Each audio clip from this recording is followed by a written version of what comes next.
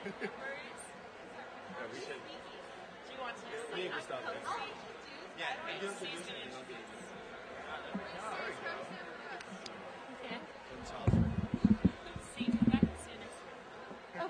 will do.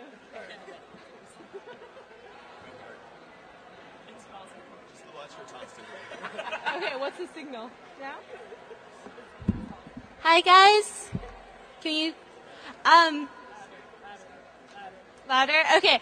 Hi guys. All of us up here are part of the senior class committee, so we had an announcement for the seniors out there to remind you of 2 awesome events we have coming up tomorrow. First, there's dinner at Edinburgh, regular dining hours for seniors only. Freshmen will be eating at the houses, so make sure that all seniors come to eat in Edinburgh. It's going to be a special menu just for seniors. And then after that, we have the Slim Chance Dance, which is a stoplight party. So green means go, yellow means let me think about it, and don't mess with these 2. It's at the liquor store, which is 25 Bolton Place. It's right next to the Big Easy. Starts at 10. First 250 people get free drink tickets, so I hope to see you guys there. Thanks, Tom.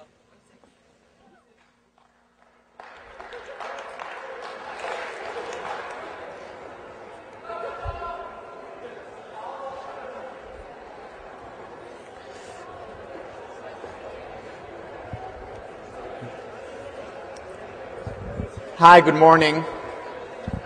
Welcome.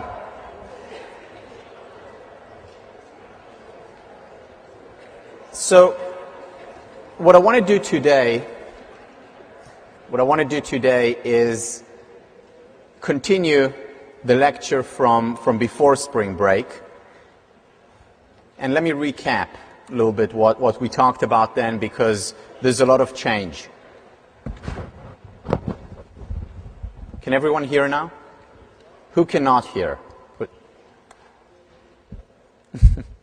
All right.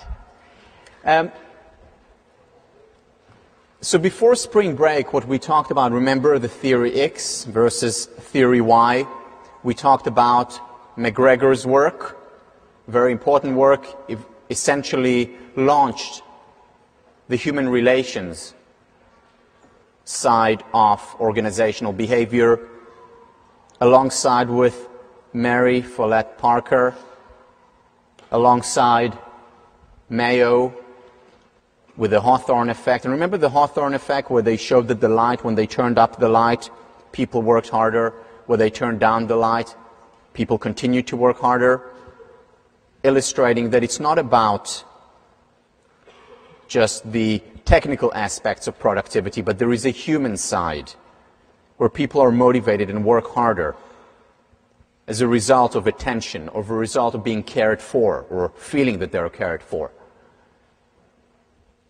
Other studies that show a similar effect of how the psychology within an organization matters. And the basic premise is that theory X and theory Y are both right. And they're both right because they're self-fulfilling prophecies. If you expect your employees to be theory X, they are more likely to behave according to theory X. If you expect theory Y, which is more generous, benevolent, trustworthy, hardworking, they're more likely to live up to your expectations. Beliefs are self-fulfilling prophecies. Now, this doesn't happen 100% of the times. A few of you have asked me about this after the previous lecture. There are certain times when no matter what you expect, positive or negative, the employee or the follower will behave as he or she would have regardless of your expectations. So there are some people who will work hard whether or not you're theory X or Y. There are some people who will not work hard regardless of your high or low expectations. There are some people who will cheat the system regardless of your putting trust in them or not. However, the overwhelming majority of people will react to your expectations from them. The same person can behave according to theory X or Y depending on the leader that he or she has. There's a lot of research that shows that. At the same time, let's say you're a new leader and you start working in an organization, do you start with theory Y on day one? The answer is yes, in terms of your conscious expectations from people. The answer is no in terms of your behavior. What do I mean by the distinction between your conscious or cognitive expectations and your actual behavior? If you're new in an organization, you don't know the people. You want to first understand how much you can delegate to them. It's not coming into the first day and saying, I trust you fully, and then going ahead and give and delegating. That would be irresponsible. But a theory Y leader, an effective theory Y leader, would go in and ask, okay, so let me see what the employees are capable of, and I know that they're capable of more. So remember the story that I told about my commander in the military? The theory Y commander, the first day that he came in, he didn't just say, okay, do whatever you want.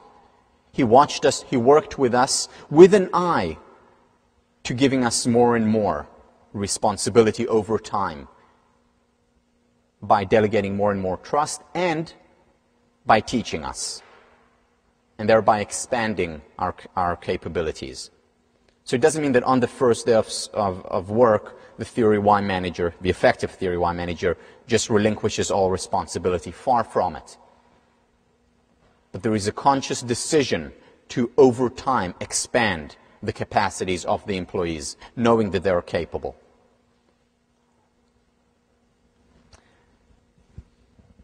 Let me move on from this research to another strand of research, arguably the most important research within leadership development. That is something that we've spoken about before, the Pygmalion effect. Specifically, Scott Snook talked about it in his lecture. What is the Pygmalion effect? Robert Rosenthal, who was a professor here, the head of the department for many years, went into a school and told the teachers, again, I'm just going to briefly give you the outline of the research. Well, he told the teachers that some of the students are what he called fast spurters.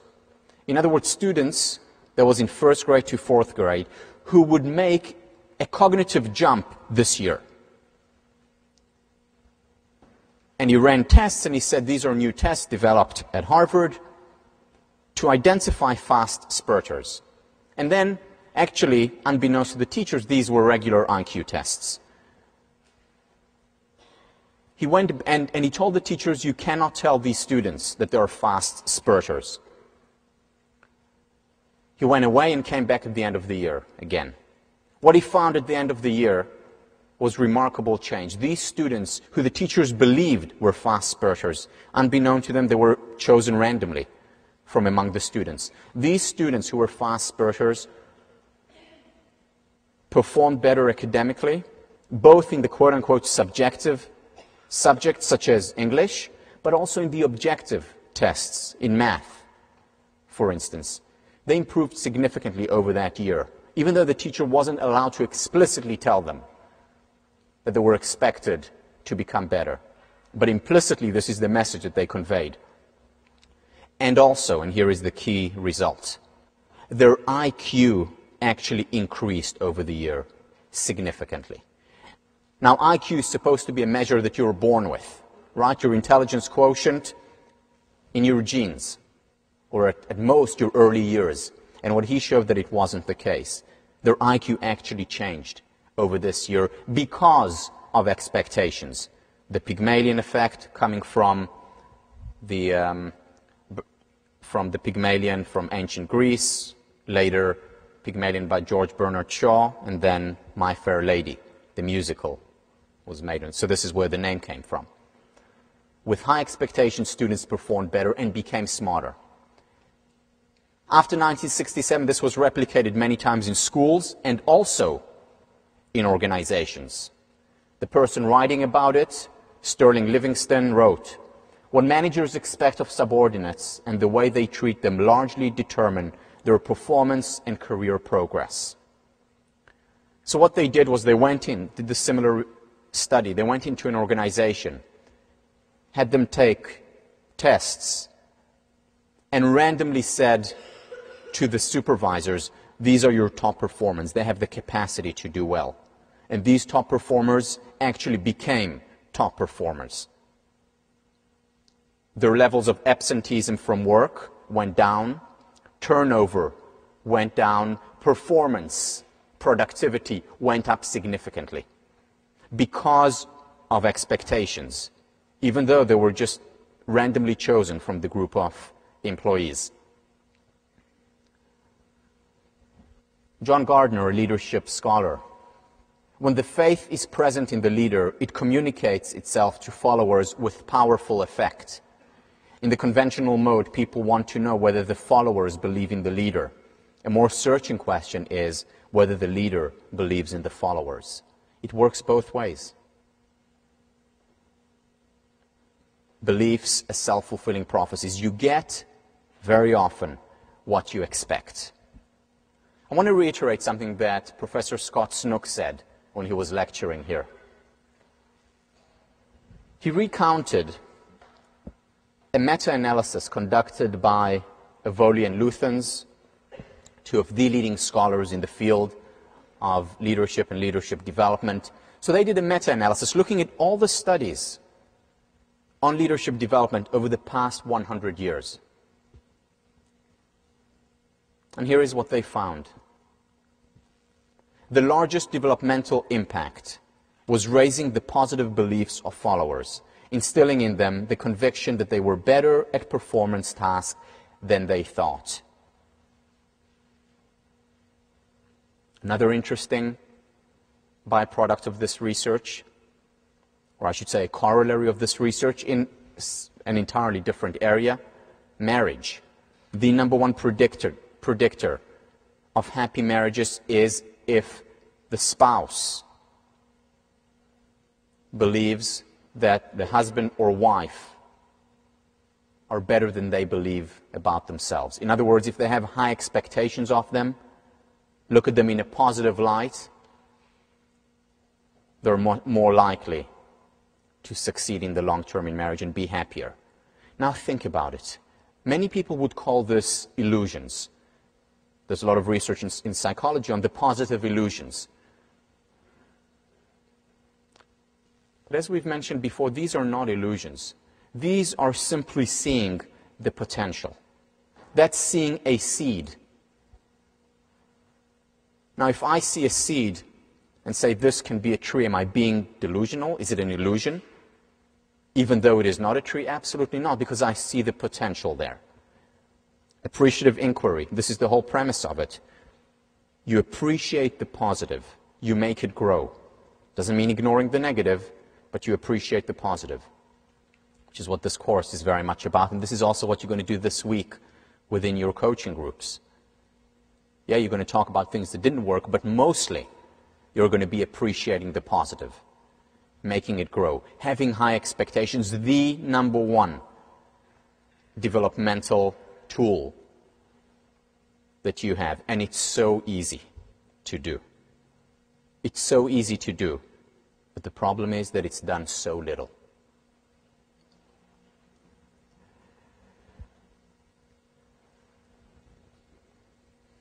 I want to talk to you a little bit about some of my research that I do in this area. And I'm talking to you about it after you have done some research in this area, your response paper for last week. So your response paper was interviewing a parent or someone who is older, who has had significant work experience, and asking them a few questions. Remember the questions? Tell us about the best leader that you had. Tell us about the worst leader or a bad leader that you had. And then, what were you like under the best leader, and what were you like under the bad leader?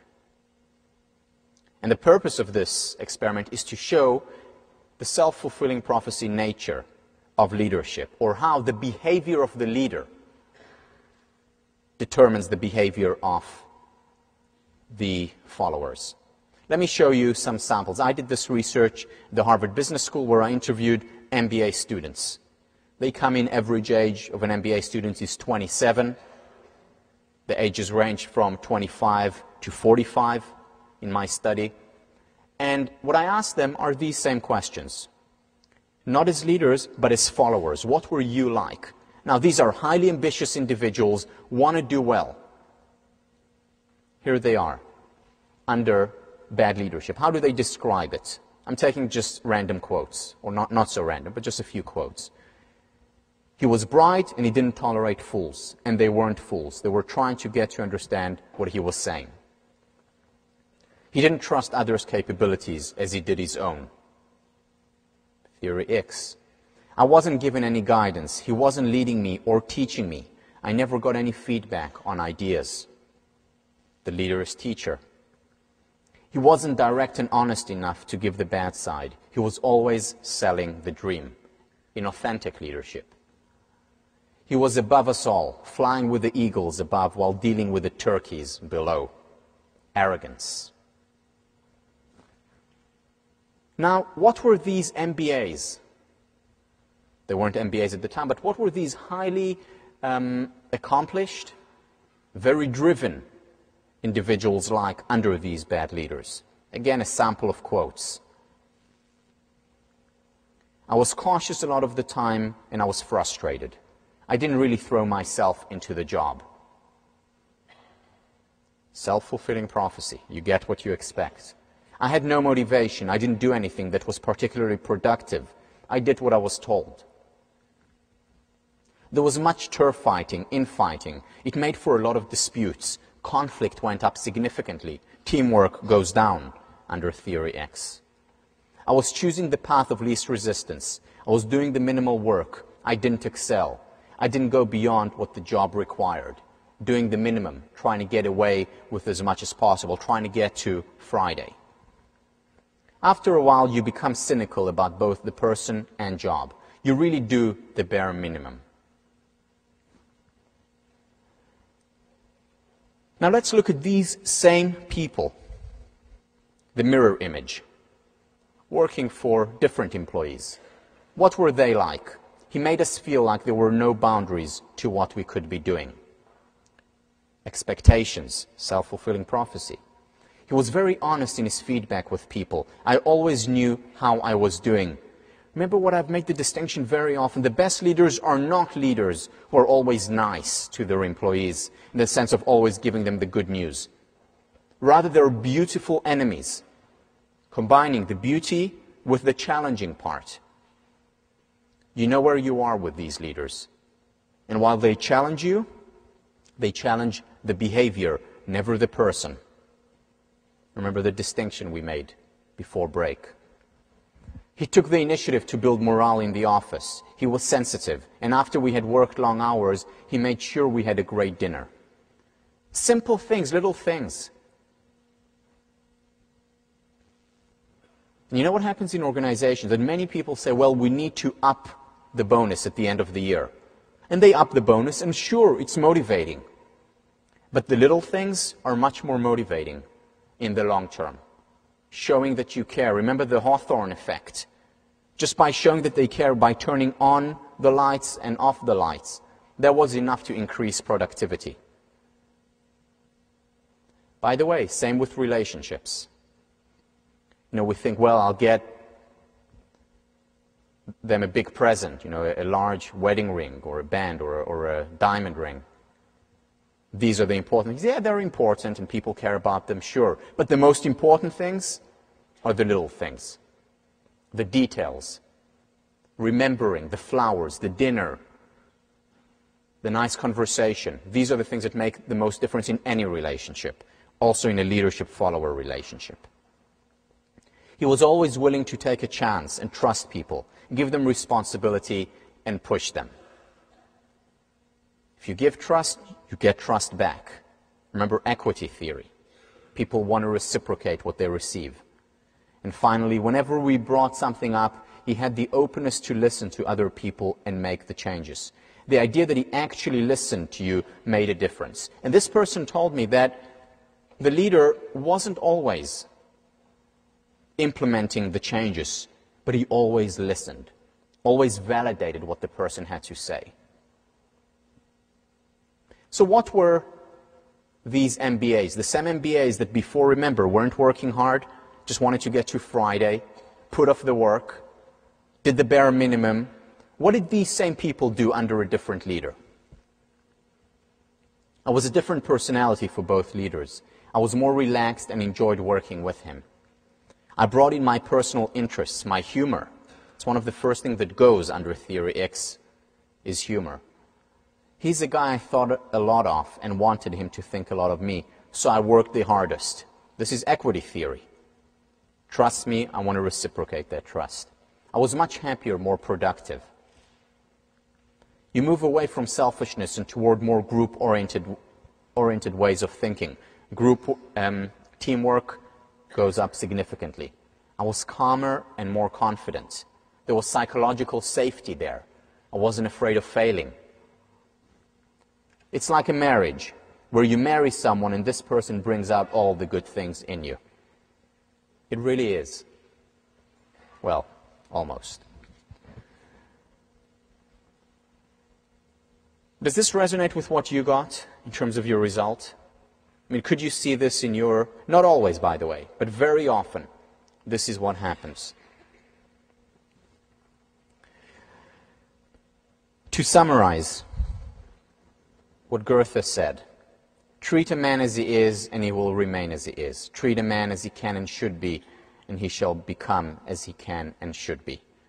You, as a leader or as a parent, have a lot of influence on the men and women working with you.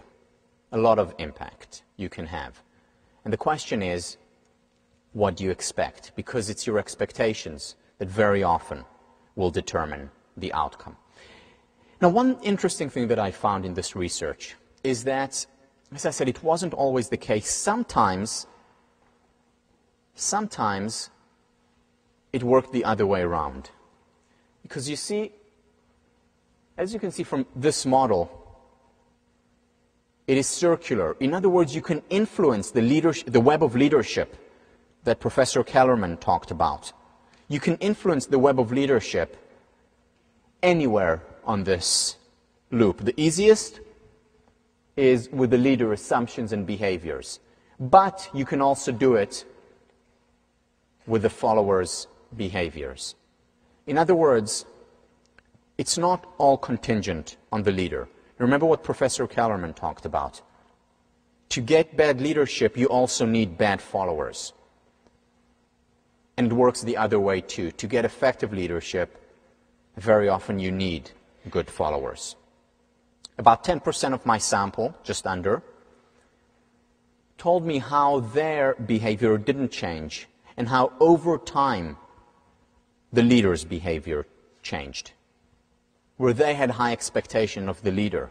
So, for example, the leader employed theory X, but they responded according to theory Y. They took initiative, they worked extremely hard regardless of what the leader was like. And over time, again, just under 10%, actually said that they changed the leader's behavior.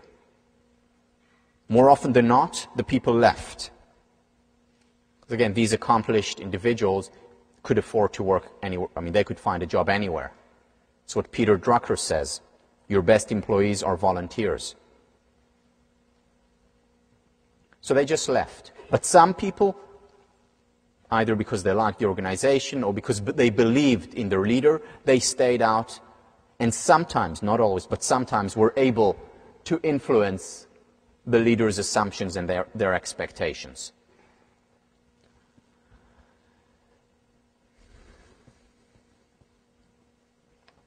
Bertrand de Jouvenel, who is a politician and thinker, said, "A society of sheep must in time beget a government of wolves." And this is the Kellerman thesis. And it works the other way around as well. Kouzes and Posner in the research show a lot of evidence for the self-fulfilling prophecy being reciprocal, working both ways. For example, here is a follower.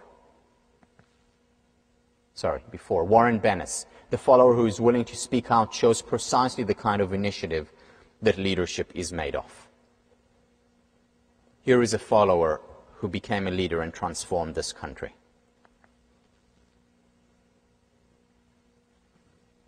Rosa Parks, a citizen discriminated against. But she stood up, or rather she sat down, for what she believed was right. Not only did she change her city, but she changed the country. This is an example of follower and leadership relations that are very much intertwined. I mean, what do you call her, a follower? Well, she became one of the leaders of the civil rights movement, so she's a leader too. At every point in our lives, whether we are beginning as analysts or interns, we have the capacity to lead with the right expectations, with the right compass. First, we need to understand what we are about. What do I stand for, or what do I sit for? What is not worth selling my soul for, or what is worth gaining my soul with? These are the important questions that we, as leaders, no matter where we are on the hierarchy, leadership doesn't just happen when we're CEOs. It's happening right now.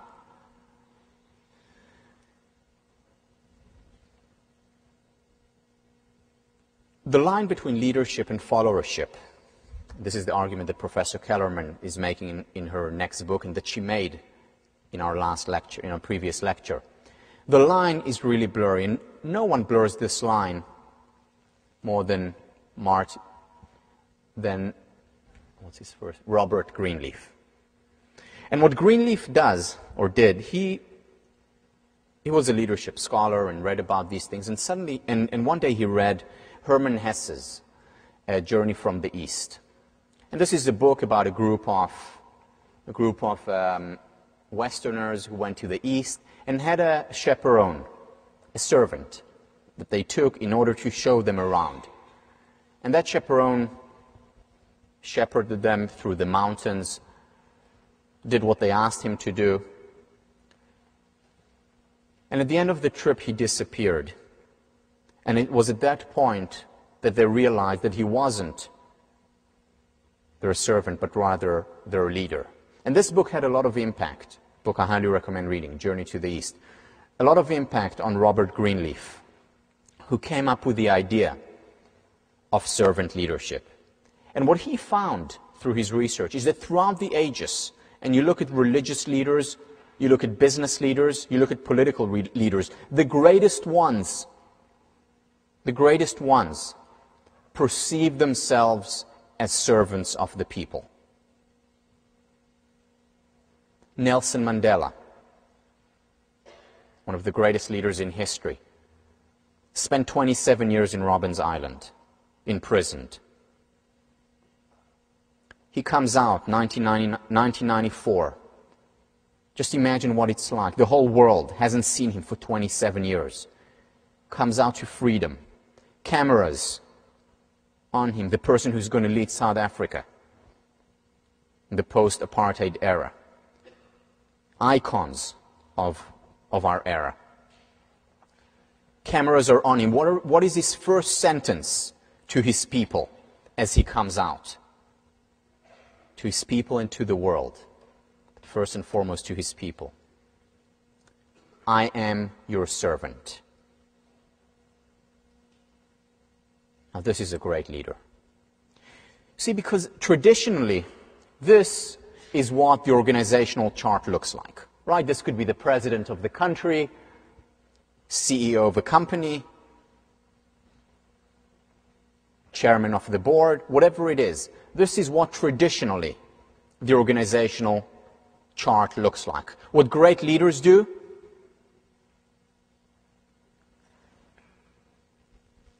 is flip it upside down. They're at the bottom. They're serving. They're pushing up.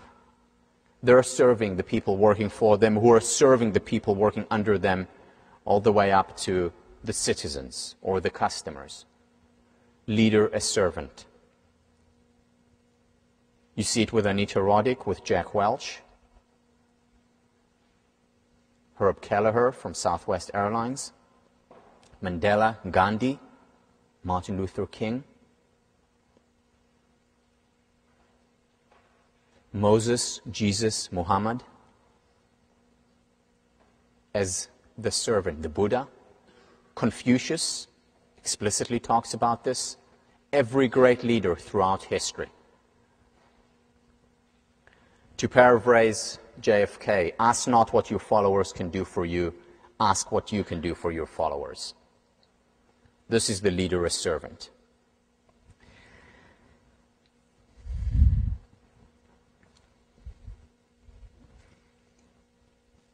So what do you think about when you become a leader as servant? What do you think about when you want to create the most effective environment for your employees?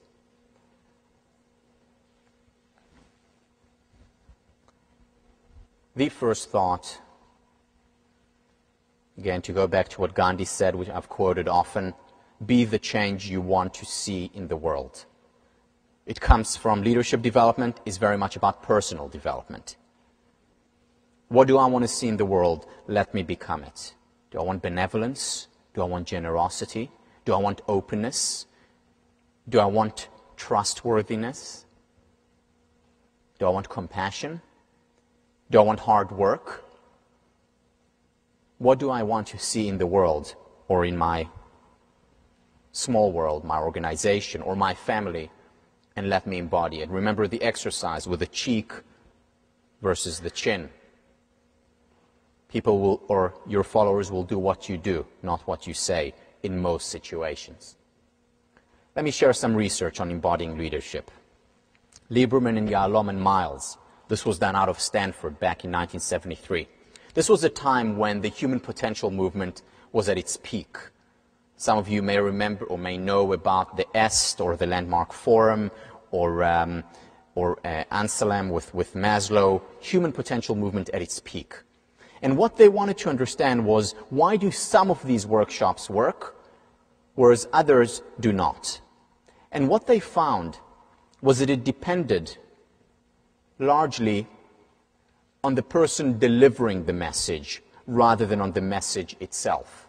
So even though two workshop leaders could deliver the exact same words, one was effective, one was ineffective, based on who the leader was. Did the leader embody the characteristics that he or she wanted to convey through the message? That determined more of the outcome than the message itself. More research. Modeling the way. McNeese Smith, the research she conducted was on showing or trying to identify the conditions that lead to highly productive groups. And she found that yes, expectations matter a great deal. High expectations of the employees.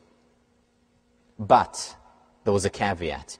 It had to be coupled with walking your talk. You had to display high levels of productivity, hard work yourself, coupled with the expectations you had of others, and then you would get the most from them. It wasn't just, words were not enough. Words are not enough when we convey a vision to a country, to our organization, or to our kids. You read this, emotional contagion. One person can change the mood of the entire group, especially the leader, more than anyone.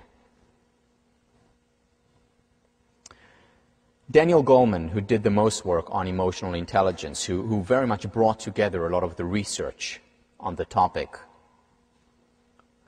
The leader's mood and behaviors drive the moods and behaviors of everyone else. A cranky and ruthless boss creates a toxic organization filled with negative underachievers who ignore opportunities. An inspirational, inclusive leader spawns acolytes for whom any challenge is surmountable. In terms of levels of conflict in the organization, generosity and benevolence determined by the leader's behavior. To a great extent, he doesn't account for all of the variance, but a lot of it. The same applies to turnover, productivity, to a great extent determined by the leader.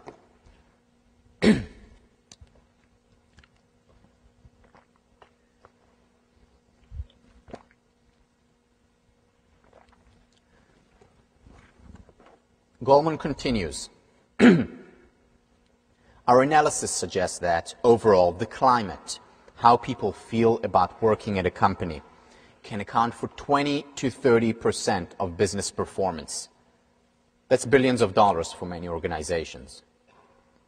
Getting the best out of people pays off in hard results.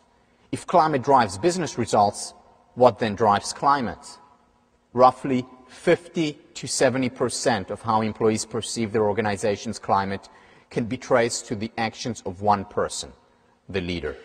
More than anyone else, the boss creates the conditions that directly determine people's ability to work well. For instance, just two studies. One study, hotel management. The employee's mood was determined primarily not by customers chewing off their ear, not by the difficult hours. It was mostly determined by their boss, by their leader. That also determined whether they would stay in the workplace or leave. In research done in over 700 companies, 2 million employees, the number one predictor of mood was the leader's behavior. And that, in turn, the mood accounts for 20 to 30% of business performance. That's a lot.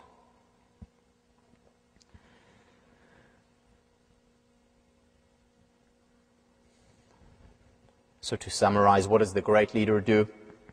The great leader creates an environment that facilitates growth. That means growth in terms of financial cost, financial growth. It means growth in the relationships, interpersonal relationships, and more than anything, it means human capital growth, because that is what determines whether the organization is successful. Today, when it's very difficult to hoard resources, when employees are volunteers, this is what determines long-term success.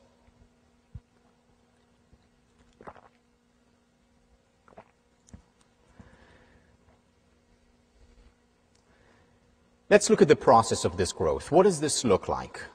Let me share with you a model that I came up with to explain growth in an organization.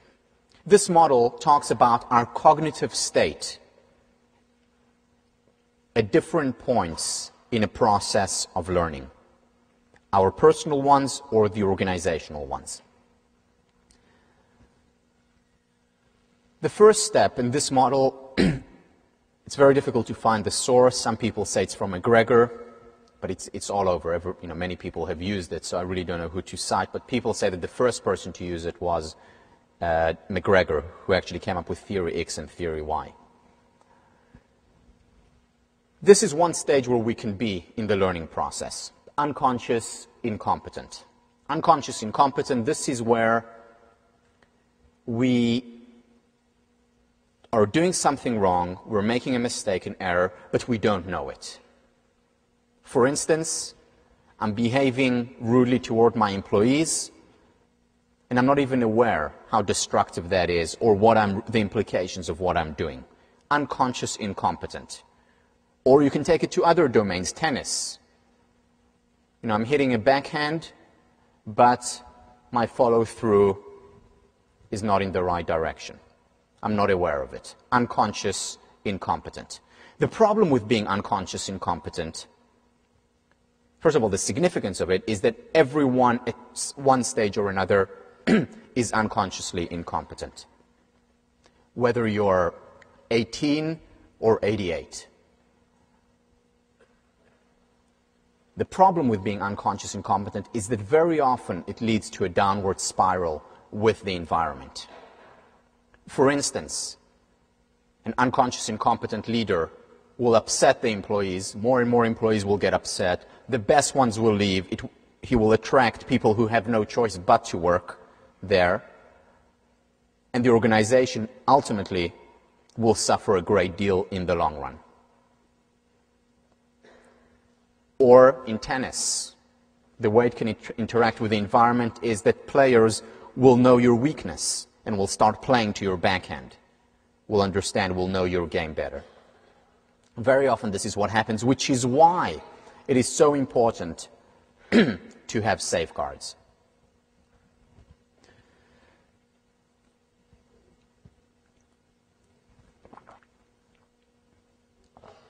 What are some safeguards?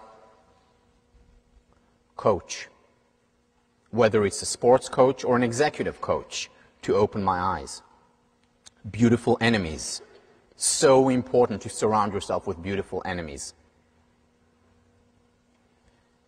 360 feedback. It's exactly the reason why we did it here, why it's becoming so popular in our culture.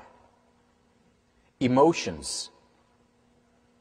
What Sean spoke about last week, intuitions, moral intuitions, very often tell us when there is something wrong. The thing is that most people don't listen, whether it's to these intuitions or whether it's to beautiful enemies. They don't listen,